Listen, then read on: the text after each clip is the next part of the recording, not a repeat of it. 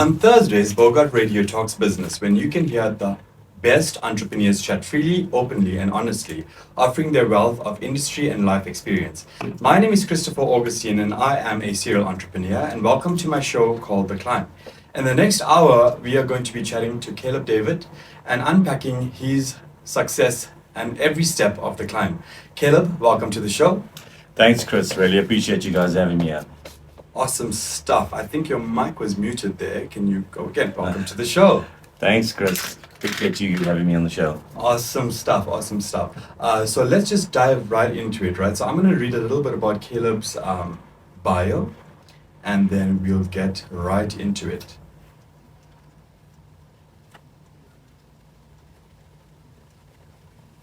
Okay, so Caleb, your bio is exponentially brilliant, right?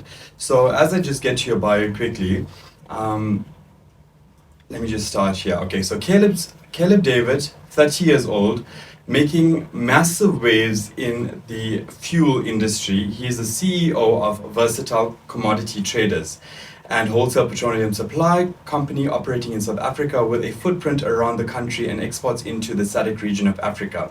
And it's quite a long bio, right? So I'm just going to skip to the bottom piece, which I just want to get into because most of the interview surrounds some of your bio. So Caleb says there is no magic formula to success. Hard work, sheer determination, staying inspired and fully motivated is what it takes to get him where he wants to go. You have to think differently, and I love this one here. You have to think differently in order to behave different. In 2019, Caleb was a part of the Forbes Africa list 30 under 30 in the continent of Africa. Today, he runs a successful company that employs over 25 staff in South Africa and has supplied fuel products to every end of South Africa as well as all the way down to Congo. He still believes that it is a great achievement, but there is so much more he wants to achieve. And I also love this part here, which I really want to get into, is his dream is to be on the world stages, one day inspiring youth and upcoming entrepreneurs that you can achieve whatever you want to with consistent work and hard work and determination. And to find out more about his company, visit www.vctraders.co.za. Caleb, again, you have achieved so much in such a short space of time. So how did it all start? Chris, I was a financial advisor before I started Versatile. And during that period, I met a lot of clients in different industries. I had a few clients that were in the fuel industry at that time, and they offered me an opportunity saying, look, while you're busy doing your work here at Old Mutual, why don't you try and get us some clients to sell diesel? I mean, we've got product, and I can sell diesel for them and make some money on the side. So I ran around, looking for clients. So how was that first piece? So I know in the fuel industry, and I had that too as well. Like, hey Chris, we're looking for fuel, we're looking for this, we're looking for that, and then there we go, and we look for the conglomerates, and I mean we're competing with the engines and the Sassels and the massive people of the world. 100%. So now how, you heard this news, so what was the first call to action, the first point, where did you start? Look, I had no idea what to do. I mean, I was ignorant. I was a complete virgin in the industry. Yeah. I mean, I was still working at Old Mutual. But being the person that I am, I take the opportunity that's given to me and I run with it. And it took about 6 months for me to run around and find legit clients that actually needed fuel. Only to realize that these guys weren't legit suppliers. They had no fuel. So I thought to myself, okay, while I'm at Old Mutual, let me apply and register a company, apply for a wholesale license, and then try and get supply direct from the majors and see what happens. Okay, so I mean that route of okay, cool, I found that these people was fake, right? So they didn't really want fuel. Was that a setback, or was it aha moment, I could do this? This is something that I could do. 100%. I mean, that's what pushed me to register my own company, get my own whole license, and actually become that end supplier. So at that time, how old are you? I was 22 when I registered the company. 22 years old. So I also read in your bio, you were the youngest holder of a fuel license in South Africa At that time. At that time, yes. at 22 years old. Yes. So I mean, you're 22. You have financial experience that Old Mutual has taught you. Let's backtrack a little bit. I think I jumped into it way too quickly, Yeah, right? no problem. So Yeah. take me through your childhood. So I know your brother, Conrad. How's it? Shout out, brother. Hope you're well. And so tell me about your siblings. Tell me about how did you grow up? Where did you grow up? Well, we were born in Durban in a town called Reservoir Hills. Okay.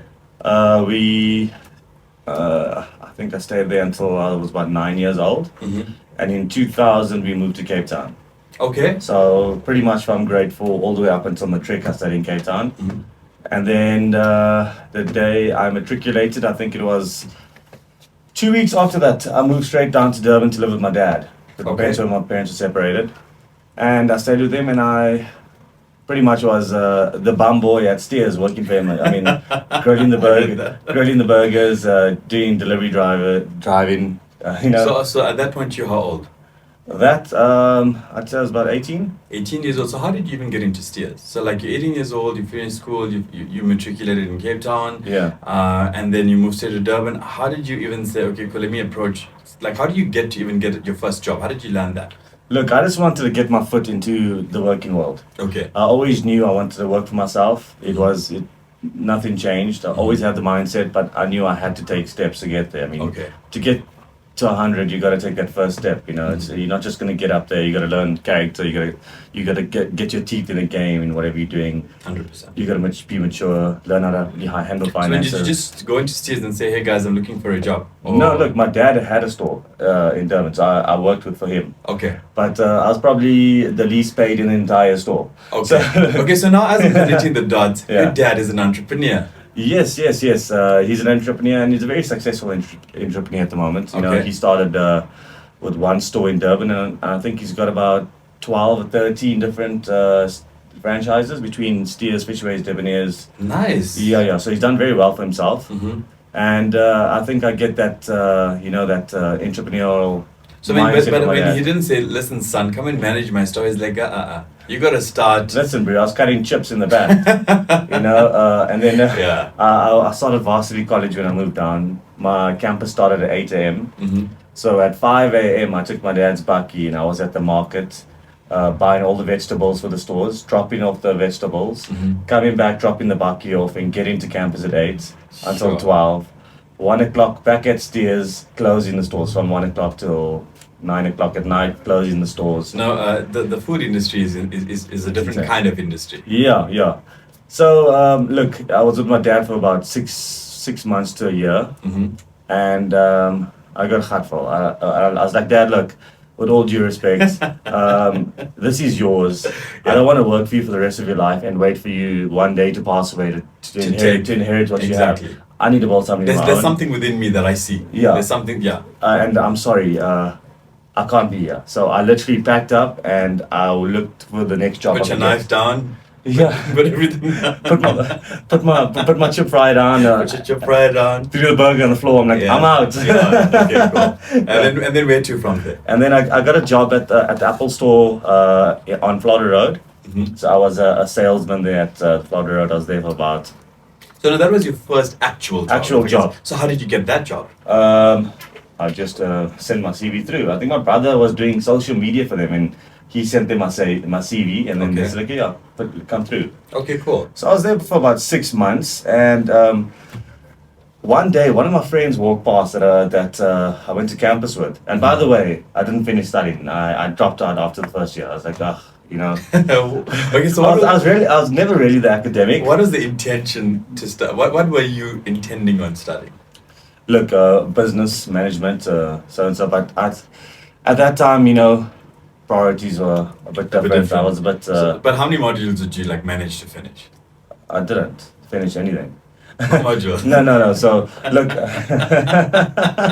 So this is just like street smart. It's just things that you've learned and things that you've acquired over the years of where you are today. I call it the sponge mentality. So I mean, I go to the biggest guys in the industry of doing what I'm doing, and I just suck information.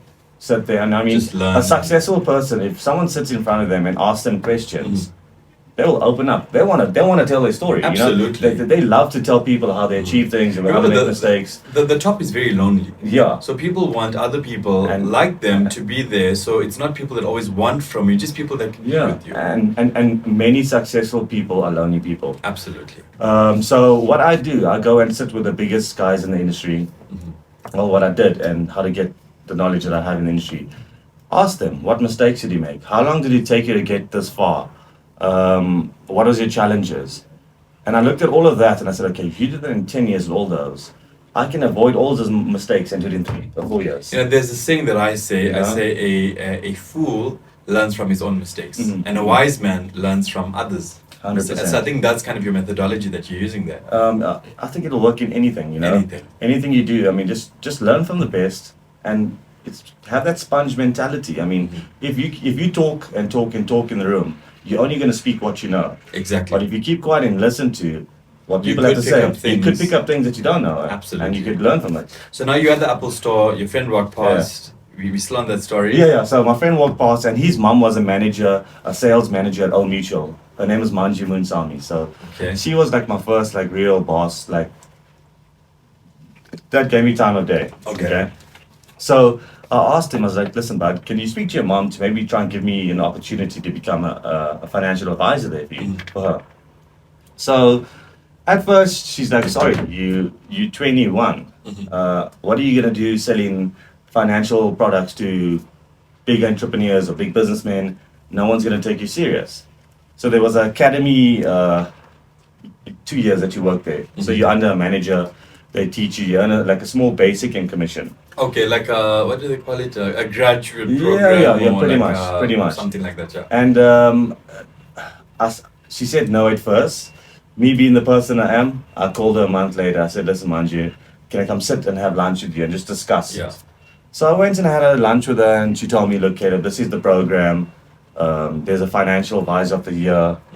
There's a 51 club that people achieve that do great. But you have to be here a while to achieve that. Yeah, you got the financial advisor of the year. It happens on a yearly basis in the academy. And so there's probably about 150 academy candidates at the time per year. So I said, listen, Manju, I know I'm 21. Give me the job, and I promise you, I'll win financial advisor of the year. And I'll be in the 51 club. Sure. She looked at me, she laughed, she goes, Caleb, 21. Like, I'm sure. I'm just going to give you a chance because you Kenneth's friend, okay? Yeah. I said, okay, thank you. Cool. Maybe a year later, I was financial advisor of the year. Look at that. At Old Mutual. And I was the youngest at that time to be inducted into the 51 club. That is insane. Old Mutual. But I mean, so now working in that, I mean, obviously you pegged against the best. You pegged against, because I know my dad has financial advisors who are like 60 years old, 65 years old, that he will never change financial advisors. He will live and die with those people. So I mean, of course, how do you compete with people? So okay, it's like running a business, right? So take me to your first day, maybe. So you started, and how do you even get into it? So you go for a 3-month training. So every day you go to the head office, Westfield Training Center. They train you, they tell you about products. And I mean, but let's be honest. Theory, you're not going to learn a lot. It's what you see in the paper and what you study. You got to be out there in the field. You got to learn by making mistakes in the field, and that's how you learn. And so I started. It took a while to get some traction, but things started working out. I started learning the lingo. I started how to sell the product, how to make people interested in. Yes, I know you with this company, but have you thought about this and this and this and what we can offer you? And slowly, word of mouth, after giving service to a couple guys and saving them money, giving them higher cover, giving them better returns on the investment, word of mouth is your best referral. Yeah. So word of mouth, especially in that industry, is 100%. The best. Because I mean, if I ask you now, who's your financial, I'm sure he's the best to you. Well, I mean, yeah. You're right. So, but I mean, my financial advisor is the best to me. Like, I always know that everyone thinks they have the best. Everyone thinks that, and I mean, they come through, they have coffee with you, they have drinks with you, they know your family, they know when's your birthday.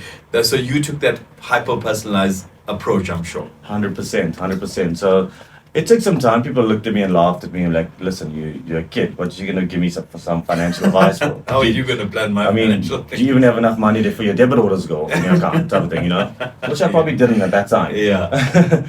But it took some time, and I learned the industry. I loved it. I loved where I was there. But my boss, Manju, at the time, I always told her, I said, Manju, I love this job, but just know I'm gonna go be working for myself one day, and that's the goal. Yeah. This is just a stepping stone for me to get there. Okay. So what happened? As I So said, at that point, you still don't know what on earth you're doing. You're just selling Old Mutual products. brother, if I had an opportunity to sell ice and start a business, So you I were was gonna do it. just I was gonna do it. fire for selling. Just doing anything. I just wanted to get into the market of being an Got you. entrepreneur and just get out there, you know. So yeah, so this fuel thing came up, and that sparked my attention. I registered the company, got the wholesale license. I was still at Old Mutual at the time, Okay. and my brother, I think it was December 26th, 2015. He told me, guys, I'm hopping up. I'm driving to Joburg. I'm gonna go stay at my aunt, and he wanted to pursue his business in Johannesburg. So I'm still at Old Mutual, at this Still time. in Durban. Still at Old Mutual, but I got my company registered, not having any idea of what to do And with then it. registering your company, you knew how to do that? Did your dad help you? Did My, Google bro- help my, you? my brother actually helped me register the company. Okay. I mean, at that time I knew nothing about business, but So he had some kind of inclination of Yeah, how to do this, your yeah. VAT, your tax, your BE, no, whatever. just registering the company, getting Just the your CK documents and documents. CIPC. Yeah, and he helped me register, helped me apply for the wholesale license as well. Okay. Okay, so I got all of that, and I was sitting with it. On the 26th of December, my brother came home. He told myself, my mom, my sister, look, I'm going to move to Joburg. I'm going to pursue this company, #South Africa, and see what happens. I thought about it. The next day I came to him, I said, I'm coming with you. I'm going to pursue my business too. I know nothing about it, but I'm going to start. In 3 days, I resigned at Old Mutual. I sold my car for 30,000 rand. I had that bug-eyed Polo. I sold it for 30,000 rand. Yeah. Got my pension paid out. And I moved to Johannesburg, I think second week Jan in 2016. This all happened in 2 weeks. So now, before you made the decision, like, I'm moving with you, I'm packing up, did you, like, where does your, do you rely a lot on faith? Do you rely on faith in yourself? Do you rely on just winging it? Or like, what conversation did Look, you have with yourself? for me, or, yeah. What was that process For me, like? it's completely 50-50. You got to have your 50% faith. God does the 50% supernatural, but you got to do your natural, the 50% 100%. natural. So you got to do the hard work. So you prayed You about gotta it. pursue. I prayed about it, but I also believed in myself, and I believe in the God I serve. That there's millions of hardworking entrepreneurs, there's millions of hardworking people, but why aren't all of them successful? I believe in the favor. I believe that doors are open to those that work hard and Yeah. have the favor as well to get that door open. And I truly believe in like attracts like. Like sometimes you go somewhere and God knows who you're going to meet at the right time. Fast track 3-4 months, they're your biggest client. And you're like, if only I didn't meet you, I would have missed this opportunity. 100%. Right? Okay, so you packed up, you prayed about it, and you moved up. I was gone. Literally 2 weeks I was gone. Okay. I mean, my cousins called me, they're like, hey, let's meet up for a drink in Mslang. I was like, I'm in Johannesburg now. I live here. Like meet me in Sandton, bro. What are you talking about? It was actually Midrand at the time. Midrand. We were staying at my aunt at Midrand. Yeah, so to cut the story, not cut the story short, but to move on, I started doing some research now how to get supply. And there was a company called Afric Oil at the time that I got as a supplier because I had nothing. I had no idea. So what How I to get it. And when you're so young in the industry, like fuel industry, not that I know too much about it, but I know there's so many sharks and con artists out there. I'll get to that now. I'll get to that now as well. So what happened was I found supply, which wasn't the greatest, but I knew no idea. So then I got transport rates to certain places. I sat on my laptop every day for probably about 6 weeks to 8 weeks, sending 100 quotes out a day, finding people on the internet, finding the information, getting their email addresses, and just sending quotes delivered. I probably got like one response saying that we're not interested. We're happy with our supply, Yeah.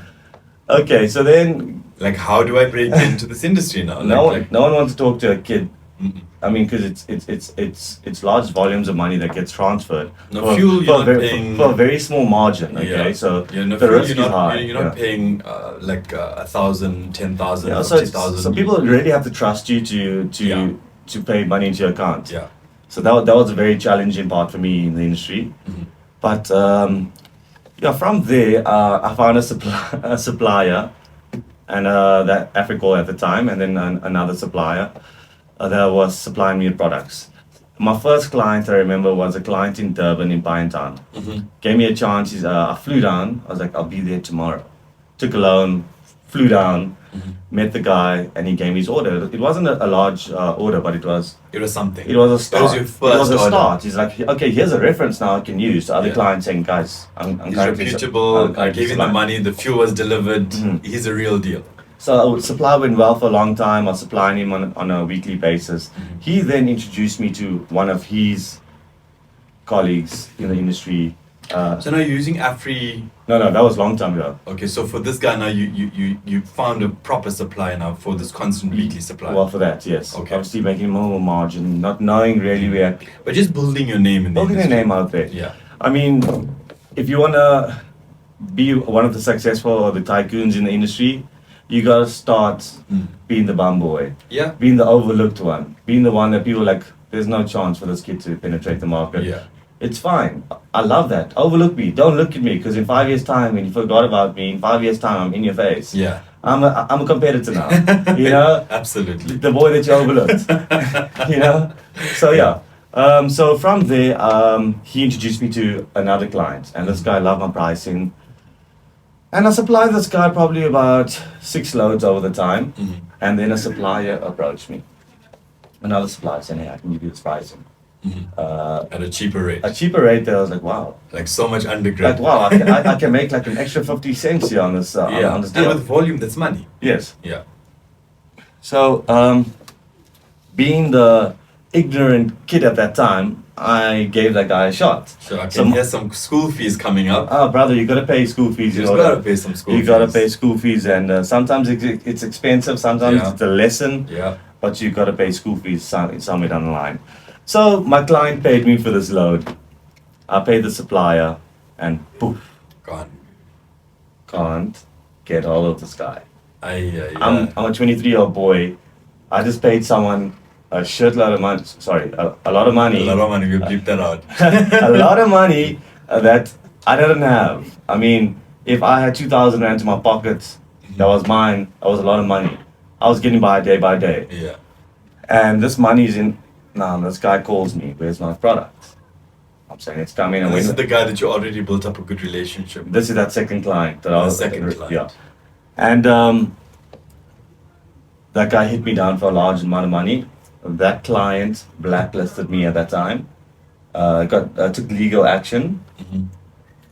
And So how did you solve that problem? Did you return his money? wait for it. Yeah. I'm getting to it.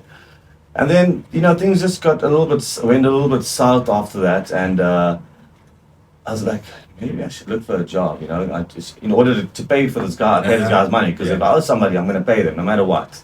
I'll starve. I'll give you your money, and then I know I can sleep at night. Yeah. Let me go look for a job. So I went to Liberty to become a financial advisor here at Liberty in Centurion. I said, let me try and do what I know. Out of the 30 candidates, they told me, Caleb, you were the most suitable candidates. We loved you. But sorry, we can't employ you because you're blacklisted. We are a financial institution. At that time, I was like, wow. Not knowing that God had his hand in my life, and he knew if I accepted that, I wouldn't be where I am now. Sure. So I went back into the fuel industry, and I went in hard. I got partners that invested a bit in the business. Or they agreed when I said, if you guys want some stake in this, this is what I want. Also, you pay that debt off to that client that I owe. So I paid the guy off, got my Done. name Cleared. and from there started getting direct accounts with like the majors, BP, Shell, Engine, Sasol. So the partnership, where did you find those people? How, for me, Yeah. my dad, also entrepreneur, Yeah. he advises me never to do partnerships, ever. He's like, listen, if you feel one day you want to turn this side and your partner is pulling that side, it's like it's not the way. But however, It's to all the, yeah. It's to all, the contrary, it's all good. It's all fair and well, and everyone's happy when it's a startup. Yeah. But the minute money gets there, Yeah. and there's money made, people change. because I know Yeah. for me, some of my businesses are partnerships, Mhm. and some of my businesses are it's completely mine. 100%. But for the one that's completely mine, I can wake up tomorrow and tell my wife, listen, today I want to start a new vertical. Yeah. Like for example, this coming Monday, I launched a property division Yeah. that never existed. 100%. But literally, I only spoke to the guy 2 days ago, fast tracked everything, built the website, got the listing, doing all of the stuff, and it's launching. But if I had partners, there's a board meeting, there's all of those things. I'm like you, I learn on my feet. So, I mean, if it is what it is, whatever. If it works out, it works out. 100%. But I mean, we did some sort of due diligence, but I mean, partnership, how was that for you, kind of putting your company, putting your faith into other people's hands, if I can say that? Look, I think I was fortunate because they got involved in the business, but they did not tell me what to do, how to run my business. I ran the finances, I ran the accounts. If I wanted to supply there, I supplied there. If I wanted, so it was basically mine. They were just like silent partners. So they give you free range. Yeah. So that happened, and from there we started growing, and I'd say To date, are they partners in your business right now? look, complicated situation, but I'd say no. Okay, so I mean Yeah. that partnership kind of got dissolved, and I mean Yeah. everyone is moving on. Oh, look, we still buy from each other. They buy from me, I buy from them, so we still have a very amicable relationship. And I believe in not standing on toes and on the way up. 100%. And always making sure that even me, if I've wronged you, expect a WhatsApp or a call or an email saying, listen, I'm not sure what went wrong, but I apologize. Because I mean, if I'm 100%. walking into a restaurant or in a shopping mall or in a meeting and I bump into that person, I don't want there to be animosity in between anyone. I think peace is the most powerful thing that we can have. And Yeah. if you're kind of carrying around resentment with you, even in Yeah. business, you're going to kind of attract people into your life that you don't want. 100%. And especially in this industry in fuel, because you give out facilities and clients get facilities and so on. So you got to trust the people that you supply as well, because a load's very expensive, and there's so many people that aren't trustworthy. Yeah. So you get hit down once or twice, a couple of loads. So I learned that's how to insure my clients, get my clients get guarantees on them. So over time, I learned all of this. So put a plan B in place always. In case, In if they case. don't pay, you secured, you get your money back either way, type of thing. So yeah? younger in the industry, you didn't know about insurance, you didn't know about No. all of those things. No. I mean, again, school fees, and now you know, so you do better. 100%. So guys, we're going to take a small break, and when we're back, we're going to be speaking about how did Caleb find stability and how did he get to where he is today, and also touching a little bit on family. More on the climb when you get back.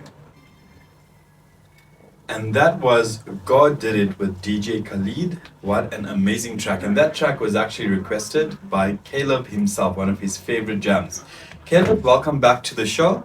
We just corner boys of the corner office, So Yeah, so thanks, far, man, are you thanks. enjoying yourself on the climb? Oh, I love it. It's actually my first radio interview. I'm enjoying it. Well, we are so honored that you Yeah. are on air for the first time, and I'm sure when you're featured on more magazines and more radio shows and more TV shows, you'll think about the climb. For sure. Right? For sure. Okay, cool. So now you've done all of these amazing things. You've been so successful in your fuel industry, and at some point you had to like someone, right? You had to fall in love, you had to get married, you had to do certain things. How was your personal life while all of this professional manic is happening? Look, she was there from the beginning. All right. Um, So tell me about that. She used to take me out. We used to go out with friends. I was broke, and her being the person that she is, she used to make me take her card, draw money at the bank, Yeah. put it in my pocket so people don't see me using her card, add it to the Wow. table, and I pay for the bill. So Mom- things like that, So she always made sure that you had integrity. Yeah, well, she always made me feel good about myself, important, Absolutely. and she didn't want to pull out her card and pay for the bill in front of everyone and make it embarrass seem- me, Yeah. type of thing. Wow. But all So- that pays off now because she lives a good life now.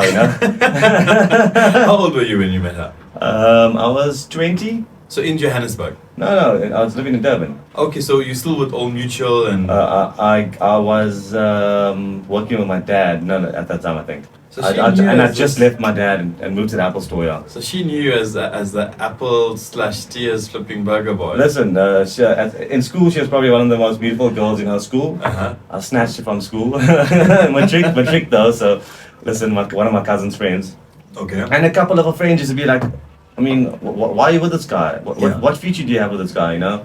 And she blocked it all off, and you know, She's like on wacky. She's like on Wednesdays. It's Wacky Wednesday. she's like, guys. I get you burgers for free on Wednesday. You know what I'm saying? who gets that? Okay, cool. So you met her, fell in love, and then when did you get married? We got married in 2018. And how old were you then? 27. Okay, so you were at a mature age, right? It wasn't Yeah. like you were 21 and you got married. No, no, so no. I mean, you've been through life a little bit when you're 27, right? So when you're 27 years old, you got married. And what age did you have your first kid? Listen, The hard-hitting questions. On the yeah. 4 days before I turned 28. So Okay. you do the math a little bit, but look, we were engaged before things happened. But Guys, yeah. you technically knew each other from the age of 18. 17, Listen, yeah, 18. she So, I was mean, 17 when we met. Literally, It's alright. we've been together for over a decade. Mhm. So Okay, cool. And then, so how was it becoming, like, I mean, firstly, how was it handling a marriage and having a partner? And because I know with business, that's your baby. Like, I mean, the passion for Yeah. business, like, this morning, It's even an like, infant, you gotta give like, all your attention, I'm you sitting know? at the table and like I'm so excited for Yeah. for these things, and like my wife is like, "What is wrong with you today?" I'm like, I don't know. I just have like this new fire in me for something that we're doing, because we're always doing something in innovation and pushing forward and things like that. And sometimes, and it's a little bit of my mistake, I neglect my family. I neglect my wife, I neglect my kids, and it's something that I'm consistently working on. 100%. But you know, to find that balance. But that's the hard thing, Chris. That's the hard thing about this. Being an entrepreneur in your infant stages, in the beginning, Yeah. it's hard to have a balance because you got to Difficult. focus on that business to get to a place where you can take off and spend time with your family. Yeah. And I mean, you can't start a business and act like a CEO of a business that's 20 years old. Guys, and we have live a rent to life. pay. We have rent to pay. You We've got- got bills you to know, pay. I mean, we ain't no We CEO. gotta eat. We gotta eat. You know what I'm saying? Absolutely. And we're hungry. Yeah. And I mean, the kids are hungry. Wife is Yeah. hungry. People are You know, hungry. and yeah. I had that pressure of getting married, and when my wife gave birth 4 or 5 months after we got married, Mhm. moving to a new place. I mean, and I wasn't very financially stable at that Mhm. time. You know, like Still breaking into the industry. Things were Yeah. just taking off, Yeah. and I believe, you know, when I got married, my child was like Mhm. my blessing, my angel Yeah. that opened up those doors of success for me. You Unbelievably, know? kids bring a whole lot of blessings. Yeah, like, yeah. I mean, I don't know what it is, but I mean, I don't have more, but I'm like, I'm great with that. Maybe if I get one more, you know, you could double Maybe my if business is a little bit. You know? Let's see.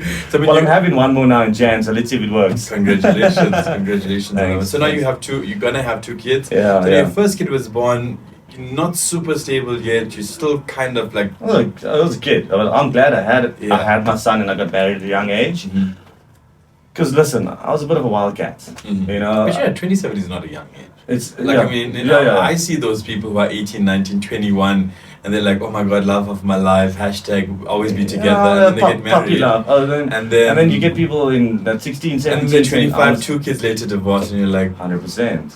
okay, but you know, so I love the fact that you were 27. I got married when I was 30. Okay. You know, and I think my first kid was. So if when you I want was- some little bit of marriage advice, I can give it to you. You know, I think I was 1 or 2 years ahead of you there. Yeah. And I also had my kid, I think, when I was 30 also. That's good, man, that's but, good. But no maths to do there. She was like, you know. Okay, let's put it out there. I'm not like Caleb. I'm kidding, man. So, okay, so you had the kid. So, I mean, so obviously there was added pressure to you to do better, because now you've got a kid to provide for, rent. You've got all of those things that you need to do.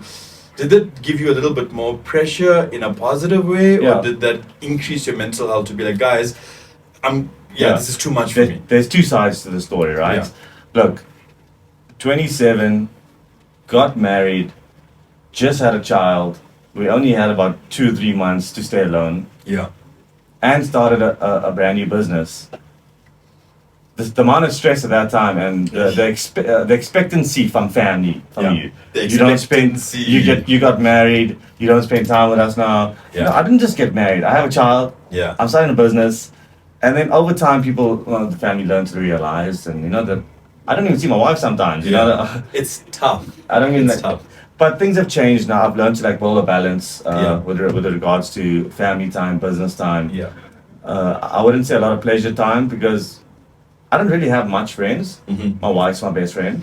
Okay, thanks, Caleb. And that's Yeah, it. I was thinking, Chris, listen. I've been trying to get a beer from you for like the longest time ever. Yeah, well, Hopefully it happens. Let's today. hope you pay the bill this time. Right?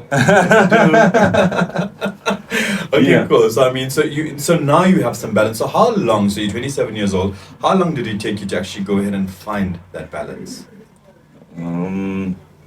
I wouldn't say I perfected it. So just right yet. now you are 30. 30, You're 30 years Yeah. old. So that was 3 years ago. 100%. I got married 2018, 24 years ago. Okay. Yeah. But That's quite a short space of time. I mean, some people at where I worked at Neste, they have their thank you for 40 years of service hanging on their cubicle.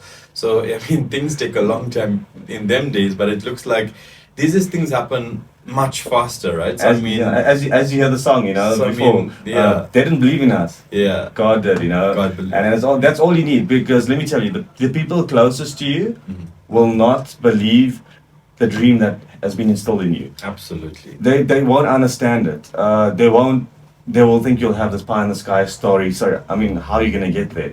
How are you Especially gonna- with fuel, the figures are crazy. Yeah. Like if you just show someone the invoices that you True. send out, they'll be like, this is insane. I remember I had a conversation with someone. I'm not going to mention names, but this was when I was still living in Durban, working for my dad. Mhm. And I told this person, look, I want to be a millionaire. Mhm. And he's like, why are you having pie in the sky stories? You know how hard it is to be a millionaire. You got to make 3 million after taxes, pay taxes, and then you have a million. How are you going to do that? What's your plan? Mhm. I was like, I'm going to get there. Yeah. And that'll sound very close to me. I mean, no one's going to believe in you until you do it. Yeah. You know? That's something I learned very quickly. I Yeah. hardly talk. I mean, for all I know, I don't know what people think I do. Yeah.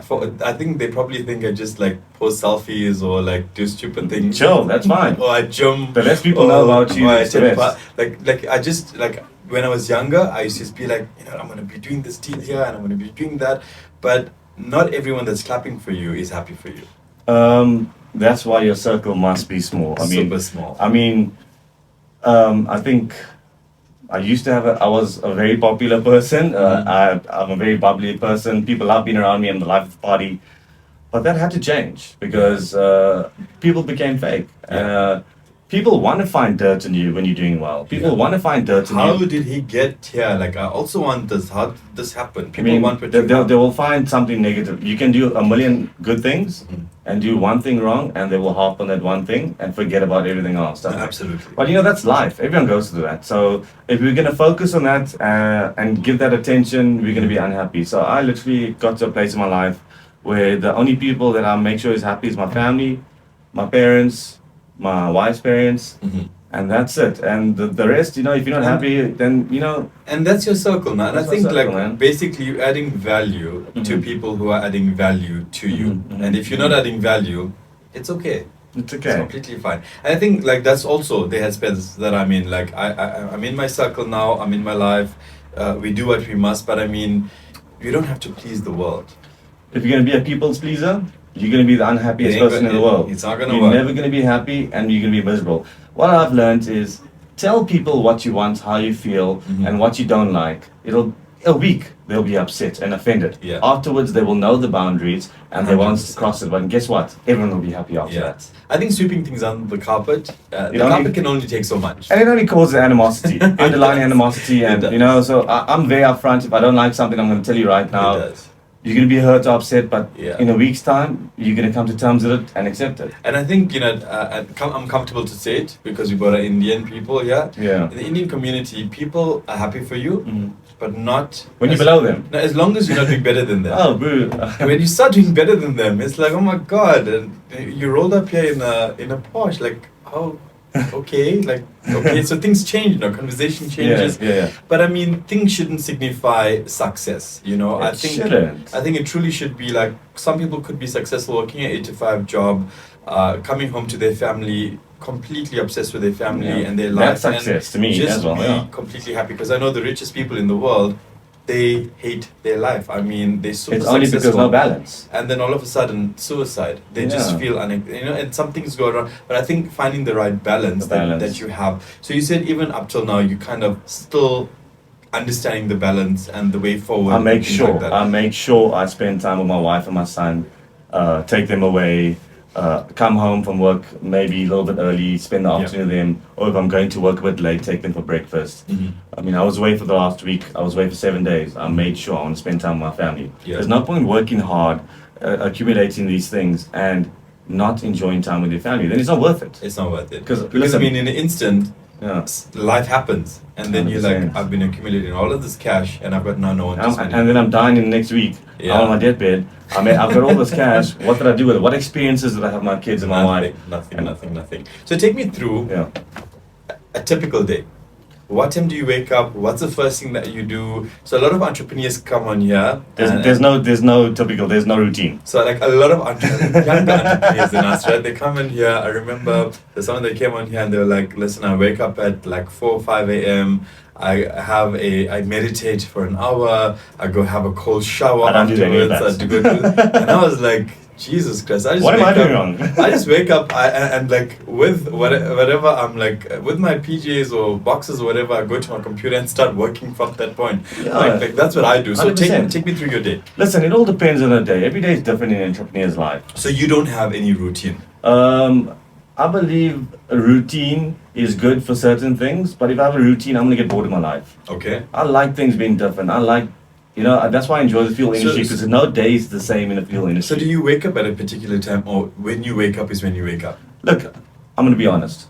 I don't Yeah, wake. I see. I'm not gonna tell you I'm a 4:30, 5 a.m. guy that wakes up, meditates, and I'm 6 hours ahead of the world before they wake up. I've already made $1 million before people open their eyes. Yeah. I'm not telling that. That's not me. Okay. Okay, but some days when I have to, I'll get up at 6. But 7 is my time to get up. I believe in you work hard, but you gotta rest hard as well. You gotta rest. You gotta give yourself that time to rest, Mhm. to be the best person for the day. Mhm.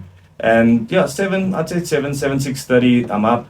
I spend about half an hour laying in bed, playing with my son, talking to my wife, Mhm. get in the shower, and then I'm gone for the day because I have late nights. Mhm. So my day start a bit late, but I get home sometimes at 8, 9 o'clock. Mhm. Because I'm have late meetings or 1 or 2 clients want to go and have a drink maybe, Yeah. and that's where business You- gets done. Where You've got to build that relationship. I mean, absolutely. and that's the difference. But it's been a journey. So after Versatile took off, we started getting some market share. We pretty much supply across all ends of South Africa. So if you like wherever you need product, I can deliver for you. I have depots across the country. Okay. We also have a network of on-road fillings. So we've got about 160 depots across the country, South Africa, as well as some in Botswana, Zambia, Matola, Mozambique, Zimbabwe, on-road filling depots. So if transporters want a bulk load delivered to their depot, we do that, Okay. as well as we offer services on-road filling on their routes. So on-road filling means like They they're on side- the they road side and tanks. then and someone just goes with a tank of fuel and fills it into their No, tank. it's proper depot infrastructure. So they go into the depot with pump houses, pump them, and they go. And all of this, you figured out all on your own. This is incredible. I wouldn't say all on my own. I had to piggyback off some big guys in order to Get to learn that this and level. get to that level. But Yeah. I mean, if I didn't make the initiative, I wouldn't have it here. Absolutely. Yeah. And I think sometimes it's just about asking the right questions. Like, Ask the questions. Ask for an opportunity. Yeah. If you get declined 5 times out of 6, that all you need is one person to say yes and give you the opportunity, and you run with it. absolutely. And like I have no scum. Like I'll go and ask anyone if I see an opportunity in someone, I'll speak it. I'll say we could possibly do this together. This and Yeah. that. How about this? How about that? Absolutely. If they want to do it or not, it's fine. I tried. So in terms of like your, so you have this infrastructure, you have all of the service offerings. How many clients are you currently servicing now? Look, it varies. It varies, but But you have like a set book of clients. I've got a set book of clients that I deliver to on a daily basis. Okay. I've got my clients, but you get your odds and ends that just come by in when there's no product in the market, so you have low. So they cost. just hit you up, hey, how's it doing? I need some fuel. 100%, 100%. And then, so you have all of this. What uniqueness do you have in your business other than, you have this the stops? You've got partnerships as well in terms of payment, in terms of other integrations, in terms of innovation. Do you have any other uniqueness within the business that you've integrated as a young entrepreneur? Yes. So we actually give a couple of clients facilities. I mean, in fuel, if you get a facility, you save. You don't have to ask their money. You do not give us. I know that there's no. People say that, but Yeah. if your client is insured, so we get guarantees. If the client is guaranteed by a AAA bank or Hollards, Lombards, whatever, and they give a fuel guarantee ceded to you, then there is no risk, because if your client doesn't pay you, Hollards pays They us will pay you. and go after the client. Okay. So pretty much, I had to learn all of that as well, and I'm slow. And you learn every day. You learn every day. Every single day I learn Fuel is something very new. fast paced. It's very, very fast But paced. I had one of a new rep that came down from Cape Town yesterday to sit in the office. So he started this month. So he came down for training, and he sat in my office. And he was a good friend of mine. I grew up with him, and he's like, "I don't know this guy. Like, I don't like. Yeah, who are you? Who are you? Like, he doesn't stop. Yeah. Like, you're making deals. You're sorting this out. You Yeah. getting money from clients. You're finding loads. And he's like, this happens like so quick. I was like, get used to this, because you're going to be doing this. Yeah, because the industry is fast. Yeah, it's The stressful, industry and is fast. people say everyone's stress is relative. It's not. It's not relative. Like, no one. You can't say your stress is relative to that person's stress, Yeah. because it's stress. It's not. It depends what level you're working What on. level of stress? I mean, Absolutely. and I just think you got to learn how to handle stress well, and when you get that right, nothing can break you. So let's go there. Let's go a bit Yeah. deeper, right? So how do you handle stress? So if you found out the most catastrophic thing has happened, what's the first thing that Caleb does? I sit down. I think about it. Mhm.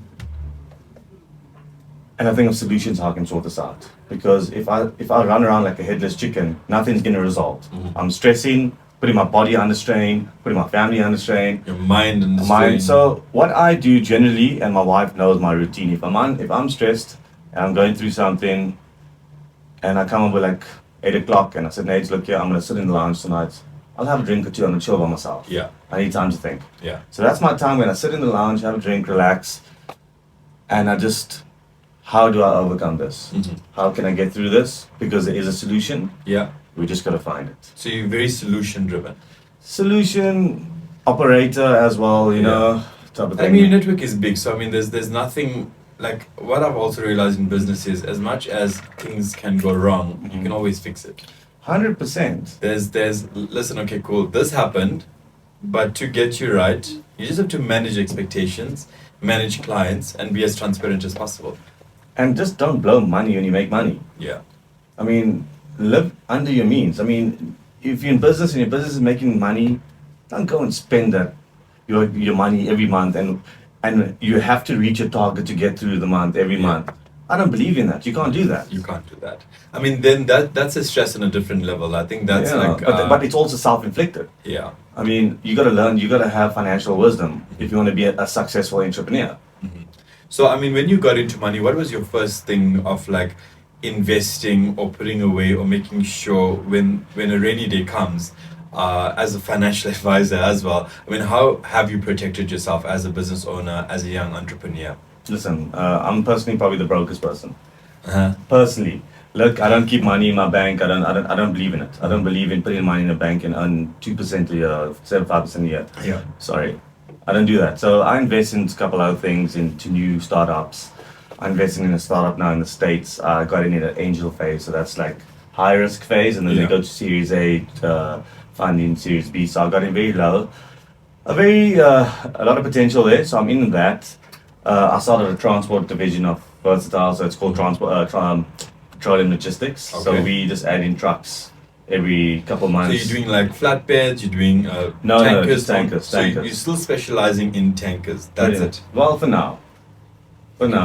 Maybe one day we'll charter jets with clients. Who knows? I think the way the world is going, I think that'll be very soon. Okay, cool. So you got your transport division, you've got your fuel division, you've invested in a few startups, And I started a property company as well. Okay, so tell me a little bit about that. So yeah, the property company is very new, and I'm very principle based. Okay, so the first property that I bought in the company was an apartment I bought for my mom, and I gave my mom the apartment. Okay. So I said, Good I'm gonna put a seed into this business, and how can it not be blessed if the first thing I'm doing is buy my mom a place? And you're giving That's hers. That's hers. Like, it's on the company's name, but it's hers. She can stay there for as long as she wants. It's hers, and I believe that's a big blessing. You know, it brings so much joy doing that. I think for especially parents, doing you know? it for your parent. I mean, it brings you so much joy doing that. You know, I mean, there's so little joys in life. I mean, and doing something for your parent. I mean, I come think on, like priceless. Yeah. when you're on the receiving end, it's amazing to receive, but I mean to be in a position to give, it's a different type of feeling. Yeah, When you see like the person's face and you see them on like that energy that's coming through from them, you can never buy that. You know, you can never ever buy that, and that's such an amazing blessing. So you started that business, you bought your mom the first property, and how does that business currently look and work? Look, it's pretty much 3 months old at the moment. So we're trying to build the property portfolio up, and then we're going to go into the whole warehousing, buying land, building up warehousing, renting out, get a nice blue chip clients, and from there, just building the portfolio. But yeah, I don't want to put all my eggs in one basket in South Africa, so I want to start a portfolio here, and then start abroad and start buying property abroad, and you know, just to diversify your risk. Okay, no, perfect. So I mean, you seem like a very well-rounded entrepreneur where you've put in some effort into. I mean, most of your effort lies into fuel and transport and logistics, and I think that's the space you're playing in. Trying a little bit of startups, trying a little bit of this, a little bit of that, which is amazing in terms of diversity. I mean, your company's name is Versatile Trading, so I mean, you have to be a little bit versatile, right? So I mean, where to from here? Look. We working on growing Versatile and different divisions in Versatile, because that's our bread and butter at the end of the day. That's what I say I'm good at, and that pays the bills. Pays the bills, and from there, once we grow different divisions, which we're looking at expanding the volumes and the supply chain. But yeah, all in time. Don't speak too much about it, but we are growing phases as well. You know, as an entrepreneur, you have to have a plan and a vision. Okay, there's a saying that I live by. You know, if you plan, if you fail to plan, you plan to fail. Okay, so you got to plan. There's got to be a plan in place. So if you fail to plan, you'll plan to fail. You have to plan. That's powerful. There's got to be plans. There's got to be everyone on your team needs to know the plans and work towards the plans together. If you don't, then you just be trading every day, making money every day, and spending the money, because there's no plan on what to do with the money. There's no purpose. There's no purpose. So it's like, let's get the money, let's spend it. No, like I spend literally minimal of what of the business money. I take it and I invest immediately. So no one can rob me. I got no money on me. So it's all in places everywhere. So I don't even have anything, you know. But and I think like listening to you, I mean, being so young and also being in a position not to flex what you have, because a lot of young people come into money, they make $1 million, they make 2, they make 5, they make 10, especially now like on TikTok, and the creators having to make money so easily, because we work a lot with influencer marketing as well.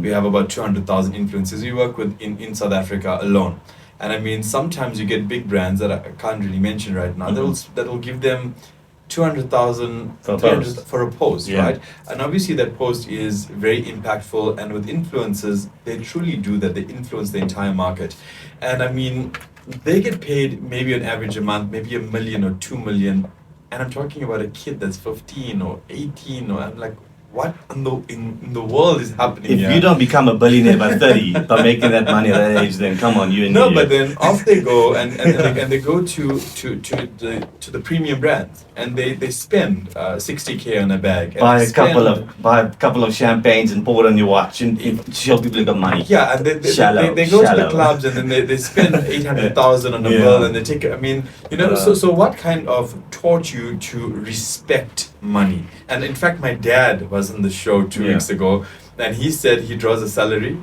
He uses that salary, and anything that my mom or he needs beyond that salary, he says next month. When I say the same to my wife. Like on the 24th, I was like, babe, it's payday tomorrow, eh? Yeah. It's payday. Like, you know, we're gonna pay tomorrow. I treat it as business, and I treat it as getting a salary. So getting back to your question, bud. Yeah. It's the hardship, it's the struggle, it's knowing what's it like not to have anything, to having nothing, and building up and becoming something. You respect the money that you have. Because you know what it's like not to have. You know, because you know what it's like to make 100 rand and how hard it is to make that 100 rand. So, I mean, you're not going to abuse it. You're not going to, I mean, easy come, easy go. Yeah. I mean, those people that, I'm not talking or downgrading anyone, but those flashy people It's the school fees. buying the champagnes and very expensive things to show people they have money.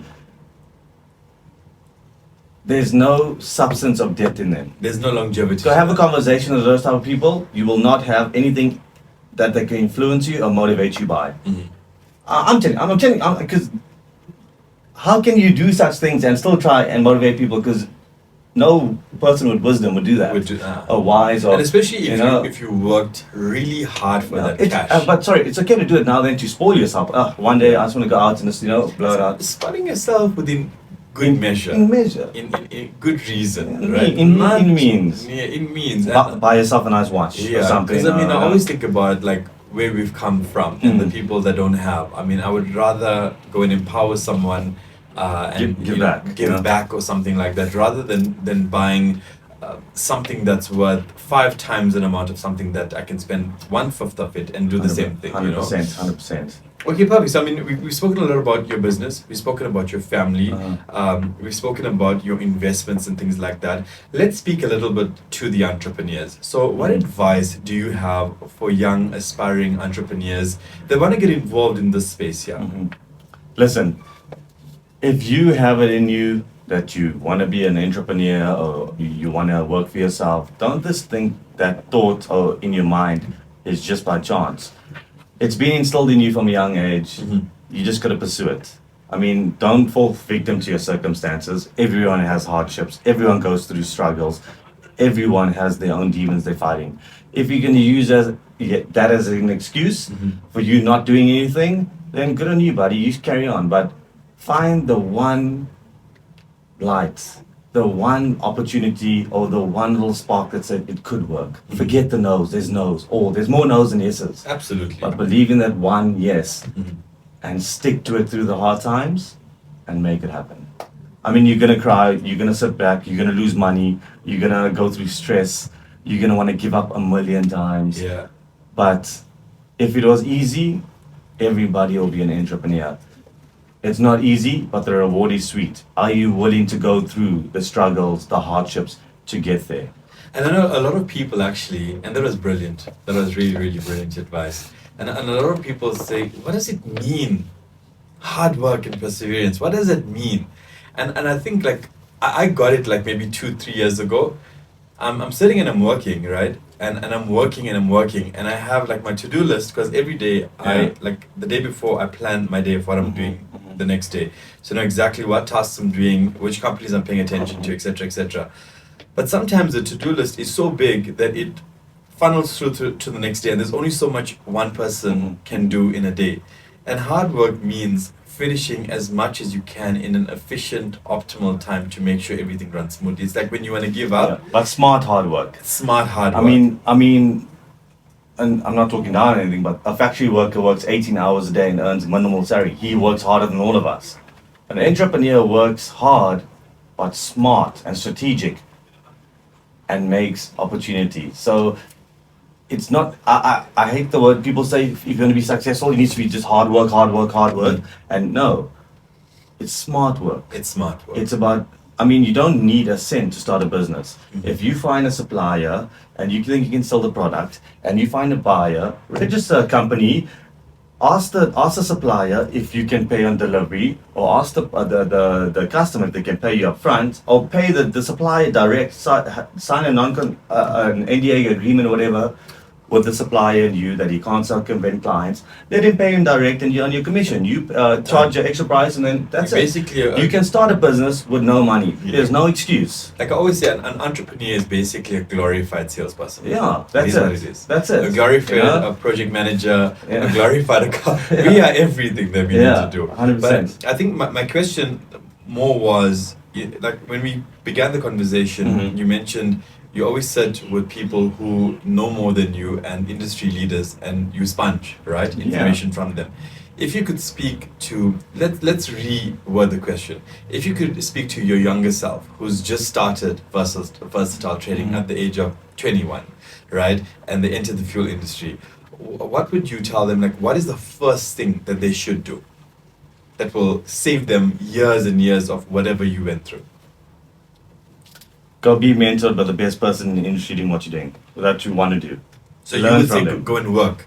Not even start the business. Be upfront with the owner. Say, listen, John, you've been in this game for 20 years, 30 years. I'm not a threat to you. I'm in this game. I'm starting.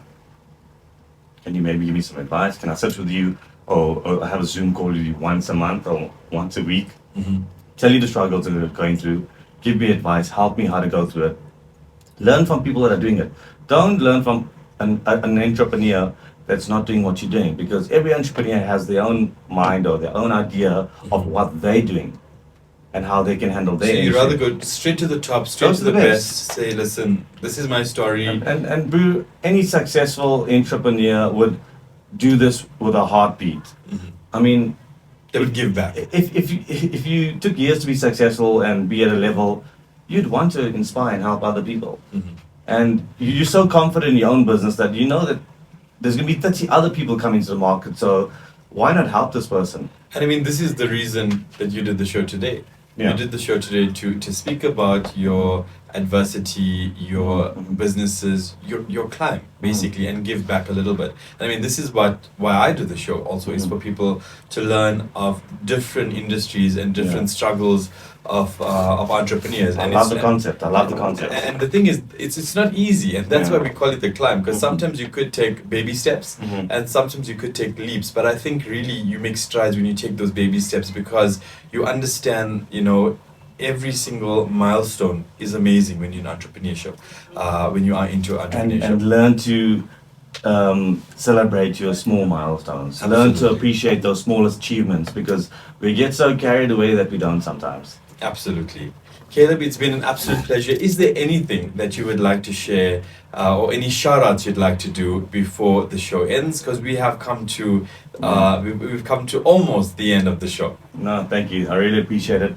Listen, just a shout out to all the up and coming entrepreneurs, the guys that are hardworking, the guys that are overlooked, the guys that people don't believe in. Pursue it, push it. There is light at the end of the tunnel, and if you can think it, it can be achieved. That's all. Caleb, thank you so much for being on the show, The Climb, where we speak to entrepreneurs and they take us through every step of their climb to success. One more thing. Are Okay. you going to play my song after this? Okay, please tell me, which song is it? You put my mic off first, I Like, don't give know. Aston Martin music. See, Aston Martin music is not clean. Like, some of it is not that clean. No, you found the clean version, man. Come on. So I'm gonna end up with. I'm gonna play your song in the second song. I'm gonna end up with an amazing one of the songs I'm jamming to right now. It's called "Calm Down." Okay. But I'm gonna find your song and play it. So guys, stay tuned for Caleb's song after this, and I will catch you guys on the flip side next week Thursday. And don't forget to listen to the repeat at 9 p.m. tonight. That's Christopher Augustine and Caleb signing off on The Climb. Thanks, guys. Take